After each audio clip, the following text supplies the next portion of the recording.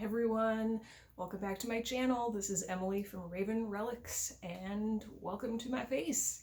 If you don't follow me on Instagram, then you probably have never seen my face before. Every once in a while on Instagram I post a selfie, but it's rare. And so far on YouTube, I've only posted flip-through videos, so you've seen these hands plenty of times, but you have yet to see this face.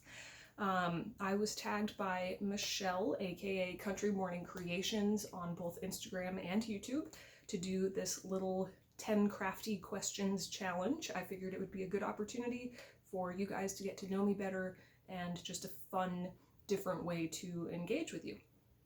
So I have a feeling this is going to be kind of a long video. I'm going to jump right into it. I have my laptop here with all the questions, in case you see me looking down. I'm going to read each question as it was originally written, but some of them are not totally pertinent to me, / some of them are kind of confusing. So I'm going to read the original questions as they are, and then if I need to change it to be more relevant to myself, I'll tell you. Question number 1. What is my name? I feel like you should know this. My name is Emily, but my full name, first, middle, last, is Emily Rose Walter, and I like Emily or M. People call me both. That's fine. Question number 2. How did you come up with your business / social media name? So, story time. I am a super spiritual person. I am a very philosophically inclined person as well. Metaphysics, spiritual philosophy, anything esoteric, basically diving deep into the meaning of life. That is my number one undying passion. I have been that way my entire life. Part of how that has manifested is I do a little thing called shadow work or parts work every day of my life. At this point, I don't even have to set aside dedicated time to do it anymore. It's literally just how I live my life. So about, I'm going to say it was April of 2018, because I created Raven Relics in May of 2018. So it must have been April of 2018 that I was doing a shadow work session. All that means, by the way, is that you're working with your subconscious mind. Fun stuff.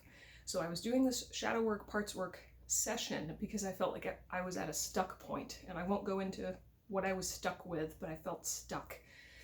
And out of this session came the revelation, realization, the conscious awareness that there's a part of me that I wasn't expressing at all, but it's a part of me that is like a core part of me, and that is the artist. Plain and simple, that's the most simplistic way that I can put it into a nutshell. This feminine, artistic aspect of myself has always been there. I was suppressing her for a long time, but in this shadow work session, she came up, she told me exactly what she wanted to do, what her dreams and goals were, her preferences, everything. And through the integration of this aspect of myself, I created Raven Relics. I created an art business, and I knew that it was going to be books, because this aspect of myself specifically is not just an artist, but also loves the old books. So I knew that it was going to be an art business, the core being these handcrafted journals. In terms of the name, Raven Relics. Raven Relics is my business name, my Instagram name, my YouTube name, my Patreon name, and then Etsy is Raven Relics Bookshop, because Raven Relics was already taken, which is annoying, but whatever. So Raven Relics specifically, I didn't have like an epiphany, aha moment or anything like that. I remember I had a massive list, just multiple pieces of paper with all these different keywords that I really liked, and I spent probably close to a month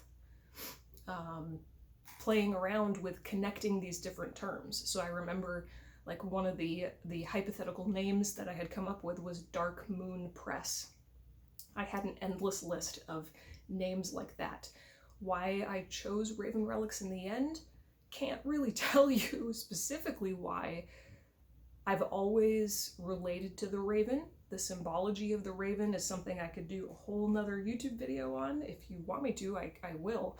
But it has to do with the symbology of the raven. And then relics I really liked because it was specific enough to create the atmosphere that I was going for, that ancient wisdom, mystical, magical atmosphere. But relics is also broad enough that it has left me room to grow, room to evolve and change over time if I want to, which I kind of have. I mean, the books are still the heart and soul, the core of everything, but I'm also a writer. I do some sketching, and I've started to implement that now into my business as well. So yeah, I hope that's a good enough answer. Question number 3. What is your favorite craft? I only make books. So maybe a more relevant question for me that I thought of was, what is your favorite step of making a book? Making a journal. Honestly, I love when a book is done. When a book is completely finished and I can hold it in my hands. I love that moment. And it's not because I don't love the process of making the book. It's because it feels like magic, like actual magic to me, to have a thought in my head and then to make it physical. It's like I can see something in my head that nobody has ever seen before, and then a few days later is right in front of me. That's really cool. So, but in terms of the actual process of making a book, I love all the steps. There's no step that I don't love. Making the covers is probably the most stressful step for me. So maybe I'll say the least stressful step for me is probably either sewing, the Coptic stitch binding, or stamping the paper. I like the coffee dyed paper itself, that aged stained paper. It makes me so happy. I love aged paper so much. I cannot even tell you. Sorry, I keep looking out the window. It's probably not a good spot for me to be in because the window's right there, so I keep getting distracted. Focus. So anything that has to do specifically with working with the text block, that stack of coffee dyed paper, whether it's folding it, punching the holes for sewing, actually sewing it together, putting in the stamps, I love that. Number 4, what is your favorite shop for your craft? I do not have one shop. I don't. There are a couple of places that I go to over and over again because they consistently have good stuff, but I am constantly shopping. And I don't mean necessarily that I'm constantly spending money. I mean, I'm constantly looking all across the internet. Amazon, Etsy, just Google search. You know, I have very specific visions in my head, and then I go searching for the specific elements. I don't go to my favorite shop. I don't have a favorite shop. I don't go to the same store over and over again and just hope that they'll have what I'm looking for. The internet is my best friend. Yes, I do shop at Michael's, Joann's, AC Moore, you know, the bigger craft stores. I do, but less and less lately. Number 5, what are your 5 favorite YouTube channels? Now, this question does not specify whether it's my 5 favorite YouTube channels relative to bookmaking or my 5 favorite YouTube channels just in general. I'm going to tell you both. So, some of my favorite YouTube channels just in general: Teal Swan, number 1, hands down, no question, don't have to think about it. Teal Swan, that is probably my favorite spiritual teacher, intuitive healer. I don't even know what you want to call her. She's just my favorite person. And she is actually the reason why I was doing the shadow work session in the first place, where I discovered the aspect of myself that wanted to create Raven Relics. So in a way, you could say thank you, Teal, for this video right here. Teal Swan, check her out. Number 2, Wisdom from North. This is a channel created and run by a woman named Jannica. She is from Norway. She speaks English totally fluently, and it was through Teal Swan that I found Jannica, aka Wisdom from North. I was looking for Teal Swan interviews. Jannica interviewed Teal Swan. So Wisdom from North is a channel totally dedicated to interviewing spiritual teachers, self-development teachers, coaches, authors, you know, anything at all related to that. Jannica, sorry, I'm like, whew. Jannica is really, really good at asking those questions that we all want to know the answer to, but not all interviewers are brave enough to ask. She's totally open-minded yet objective at the same time. I love her. And then I'm also kind of a fitness freak, not really in like a trendy way. So basically, when I was 12 years old, I discovered working out formally, like with weights and cardio. I discovered yoga, and I discovered Irish dancing, all when I was 12 at the same time. I was a competitive Irish dancer for over a decade. It was my life. It was what the books are to me now. So I've been incredibly physically active basically my whole life. And still to this day, even though I don't teach yoga anymore, I still practice yoga myself, and I still work out literally whenever I can, all the time, or else I'll go crazy. So 2 channels I follow, Christian Guzman and Heidi Summers. They're boyfriend and girlfriend. Those are 2 separate channels, but they just so happen to be boyfriend and girlfriend. They are both fitness vloggers, fitness, I don't know, athletes, I guess, that have started their own fitness clothing lines. So Christian Guzman created a company called Alphalete. Heidi Summers created her own company called the Buff Bunny, yes, Buff Bunny Collection. So anyway, I watch their vlogs when I just want to tune out, like turn my brain off, stop thinking about the meaning of life, stop thinking about all the things that are stressing me out. It's like my version of reality TV or like a soap opera. So anyway, in terms of my favorite channels related to the books, Nick the Booksmith. Do I even have to say that? I mean, Nick the Booksmith, she's her own little world. She's her own empire. She's amazing. Then there's Johanna Clow. I will link all of these down below, by the way. So Nick the Booksmith, Johanna Clow, Lil Rhonda Lee, so that's L-I-L as in little, but Lil Rhonda Lee. She has so many videos. Her videos, for me personally, are the best type of videos to just have playing in the background while you're doing something else, because her voice is really calming and soothing. She's just a chill person, and I also specifically love her videos because, you know, the video will start and you'll see in the frame the book in the center, right, just like normal, but then up in the corner is her drink of choice, and she always encourages you, the viewer, to go get your libation of choice, sit back, take a sip, relax, blah blah blah. I think it's great. There's also Country Morning Creations, duh, Michelle, the one who tagged me to do this video. Hello, Michelle. There is Lil, again, L-I-L, Lil Miss Daisy, who I discovered on Instagram. We follow each other on Instagram. She has a fantastic YouTube channel as well. Last but not least, I have to give a shout out to Pink Odd Bird.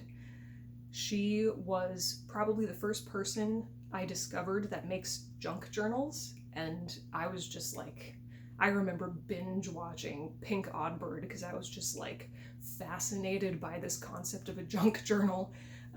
So that's that. Number 6. What is your favorite color? I don't have a favorite color. I don't have one. Like, literally, it changes all the time. I can say that I love purple. Just in general, I love purple. I love royal purple. I love lavender. I also, generally speaking, love either lighter shades or darker shades. The middle of the spectrum, meh. So I like really soft, faded or muted tones, or jewel tones like emerald green, ruby red, cerulean blue, blah blah blah. Those in-between tones like navy blue, I guess like this, pumpkin spice, you know, meh. They're nice, but in terms of like my favorites, probably the more extreme ends of the spectrum. And I love purple. I do love purple. I just took a shower and my hair is a total mess. I'm sorry. Okay. 7. What are your favorite craft tools? Hold that thought.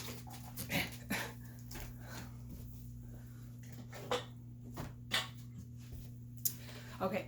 I posted a picture of this on Instagram several months ago. I don't remember when. Several months ago.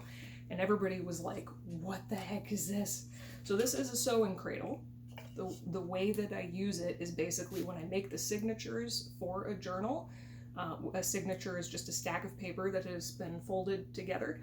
I open up the signature. So the center of the signature is right here, pages coming here and here. And then I take my trusty awl and after I've measured and marked the holes in the signature, I poke the holes in the signature. And you can see that there's a space. You can see right through it. So that's what I use this for. I think it's really cool. It's unique. You don't really see much else like this anywhere. So these are probably some of my favorite tools. Yeah, they're probably my favorite tool.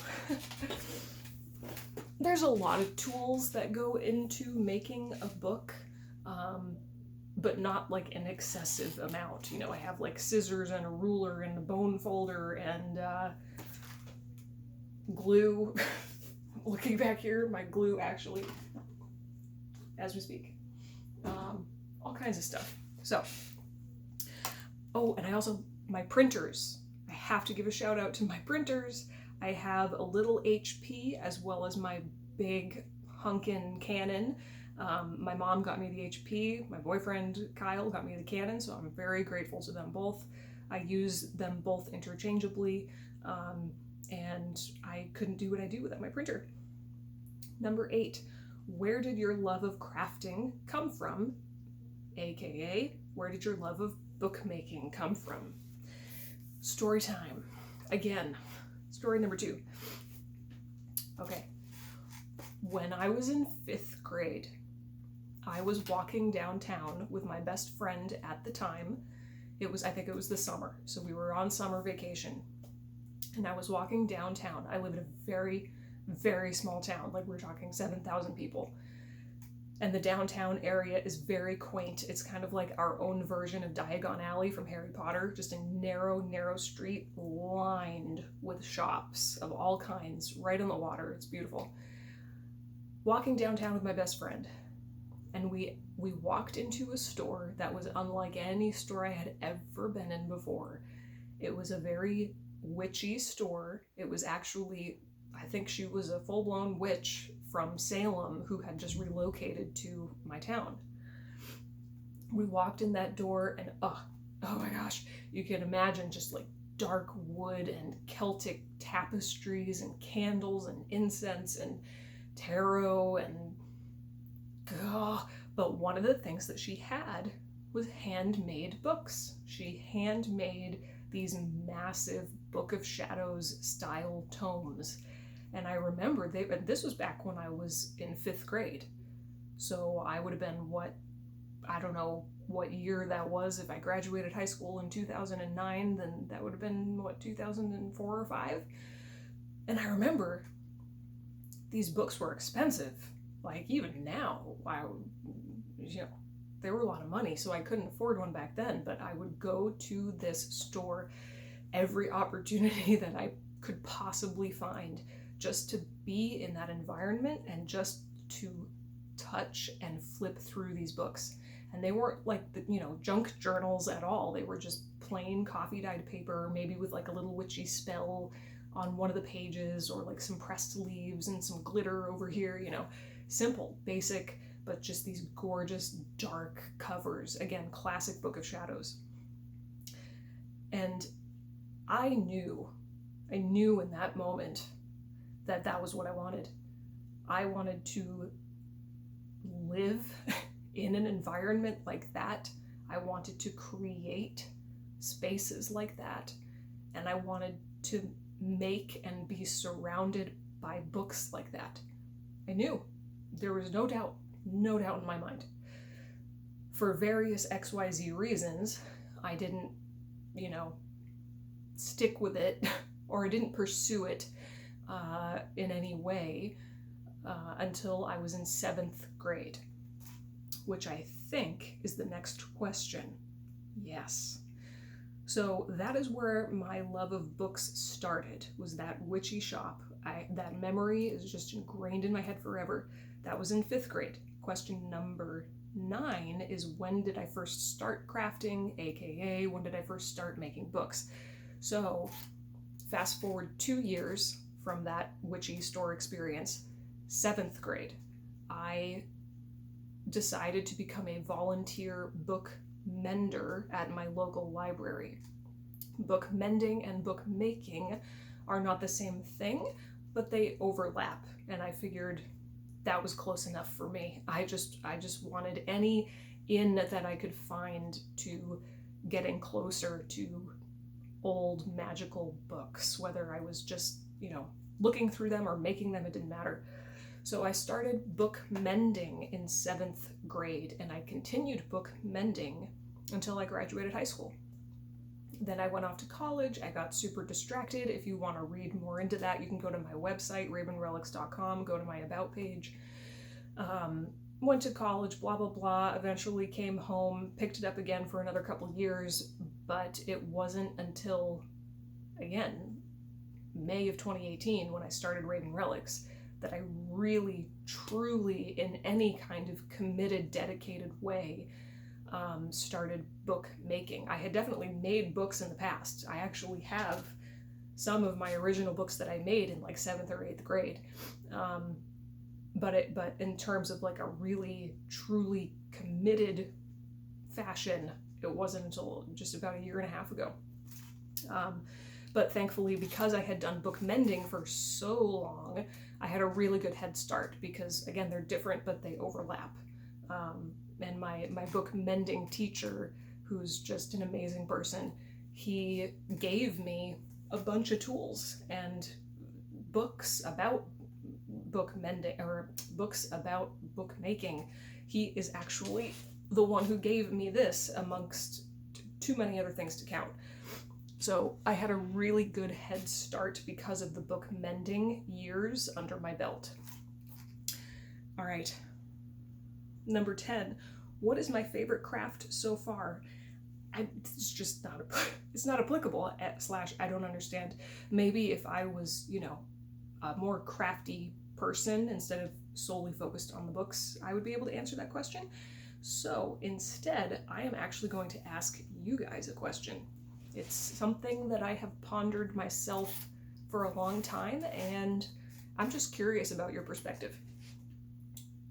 From your perspective, what is the difference between being a crafty person and being an artist?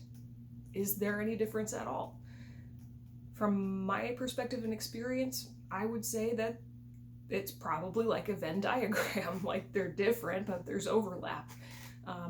The intention behind being a crafter seems much, much more relaxed, and like you're just doing it because you really enjoy it.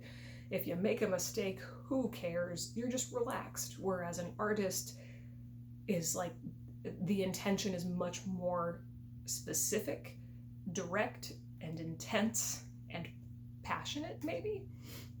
It's almost like an artist is somebody who wants to become a master of one, as opposed to a jack of all trades. Whereas when I hear the word crafter, I think of somebody who makes collages and knits and does macrame and can kind of sort of make a book, like, you know, scattered, because it's just for fun.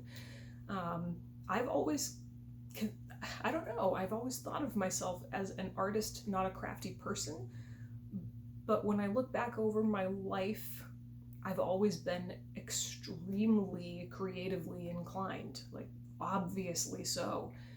And especially being an only child, I was very, very good at entertaining myself. And I would come home and I would create creative projects for myself to do. I mean, one of the things, you guys will probably think this is funny, but I am obsessed with Lord of the Rings. You probably couldn't have guessed, amongst other things. You know, I love Lord of the Rings. After I had started book mending for maybe like a year, so I had enough skills under my belt to be able to kind of sort of make a book, I literally flipped through every single page of all 3 Lord of the Rings books, and I wrote down every single poem or song in Lord of the Rings. And then I went to our computer, our big old gray box of a computer, and I chose a super fancy, magical looking font, and I started typing out all of these poems and songs, and I got maybe 2/3 of the way done. And my intention was to make my own book of the poems and songs from Lord of the Rings. That was something that I was doing on top of homework. I made, what are those like shoe boxes called that, you know, you turn them sideways and you make like a little scene in them? I would just make those. I would ask my mom to buy me those big pieces of construction like board at Rite Aid or Walgreens or whatever, and I would just rip out pictures from magazines that inspired me and make collages. I was always rearranging my room. I mean, so long story short, in retrospect, maybe I am kind of a crafty person because I just love to be creative in general. But in recent memory, I've always identified more with the artist because I'm so singularly focused on the books. But I don't know. It doesn't matter. I'm just curious about what you guys think. So that's that. We're at 27 minutes. That's actually not too bad. So I have to nominate 4 people to do this crafty questions challenge. Hopefully they don't mind that I'm nominating them. So I'm going to go ahead and nominate basically the people that I mentioned in my YouTube channel question. Lil Miss Daisy, if you're watching this, hello. Her name is Lynn. I'm going to nominate Lil Rhonda Lee, the woman that always has a libation.